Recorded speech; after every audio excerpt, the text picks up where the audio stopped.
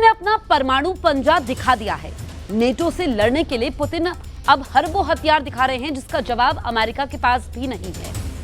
ज़पाद युद्ध अभ्यास में पुतिन ने बेलारूस की जमीन पर ऐसा शक्ति प्रदर्शन किया है जिसका ट्रेलर रोज यूक्रेन में रिलीज हो रहा है। अब डर यह है कि यूक्रेन के बाद किस नेटो देश का नंबर आने वाला है।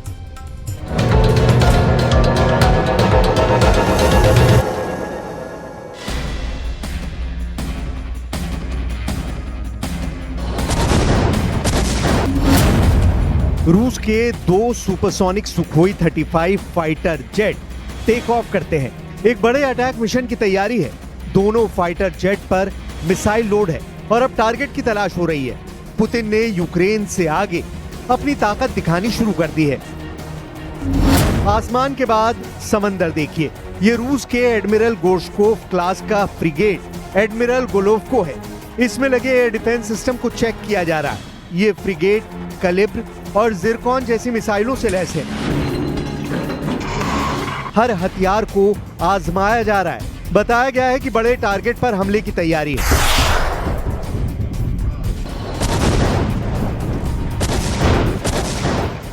उधर जमीन पर पुतिन ने अपनी ऑनिक्स एंटीशिप क्रूज मिसाइल को लॉन्च करने की तैयारी कर ली है। यह मिसाइल 800 किलोमीटर तक वार करती है। पुतिन ने अमेरिका और नेटो को अपना पंजा दिखा दिया है। पुतिन के पंजे की ताकत को अमेरिका और नेटो डिकोड कर रहा है। पुतिन के पंजे की पहली उंगली में है उसकी एयर पावर, दूसरी में है उसकी नौसेना, तीसरी उंगली में रूस की मिसाइल पावर है, चौथी उंगली में ईरान है, जिसकी तरफ से पुतिन को ड्रोन और मिसाइल सप्लाई तेज करने का दावा किया गया है। रूस की 5वीं उंगली का मतलब है शी जिनपिंग यानी चीन। पुतिन अमेरिका को बताना चाहते हैं कि जब ये पंजा मुट्ठी में तब्दील होगा तो एटम बम बन जाएगा, यानी तब अमेरिका और नेटो का बचना मुश्किल हो जाएगा। यूक्रेन से युद्ध तेज होने और नेटो से घमासान के पूरे सिग्नल मिलने के बीच पुतिन ने अपने सबसे खतरनाक हाइपरसोनिक हथियार दिखाने शुरू कर दिए हैं।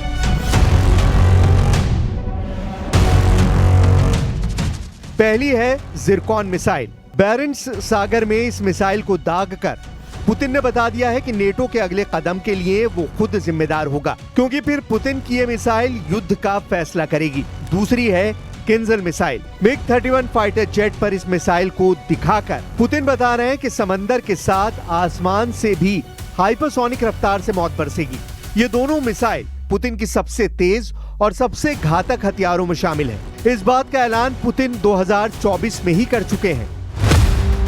2024 में ही पुतिन बता चुके हैं कि उनके हाइपरसोनिक हथियार दुश्मन के खिलाफ निर्णायक साबित होंगे। Также в бою уже применялся и ударный гиперзвуковой комплекс морского базирования «Циркон», о котором в послании 2018 года даже и речи не шло. Но и эта система уже в строю. На боевом дежурстве стоят гиперзвуковые блоки межконтинентальной дальности «Авангард» и лазерные комплексы «Пересвет». Завершаются испытания крылатой ракеты неограниченной дальности «Буревестник». सवाल है कि पुतिन ने यूक्रेन युद्ध के बीच हाइपरसोनिक हथियारों के साथ अपना समुद्री बेड़ा दिखाना क्यों जरूरी समझा? क्यों पुतिन जंगी जहाजों से अभी मिसाइल फायर करके दिखा रहे हैं और सुपरसोनिक फाइटर जेट को भी किंजल जैसी बैलिस्टिक मिसाइल से लैस कर चुके हैं? ये रूस का मिग 31 फाइटर जेट है, जो दुनिया का सबसे तेज फाइटर जेट माना जाता है। बैरेंट्स सागर के करीब ये एक रशियन एयरफोर्स बेस से उड़ान भरता है। इसकी लोकेशन सीक्रेट रखी गई है। आसमान में पहुंचने के बाद रूस इसकी लोकेशन बताता है बैरेंट्स सागर, और इस दौरान बादलों से ऊपर उड़ते हुए इस विमान की सबसे बड़ी खासियत दिखाई जाती है।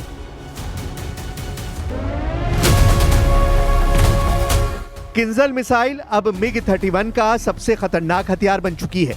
ज़पाद युद्ध अभ्यास के दौरान पुतिन ने इस विमान को नेटो देशों के आसपास उड़ाकर बता दिया है कि जब भी मौका आएगा उनका fighter jet hypersonic Kinjal missile को फायर करने के लिए तैयार रहेगा। अब देखिए बाल्टिक देशों के बीच रूस के एक हिस्से कालिनग्राद में क्या हो रहा है।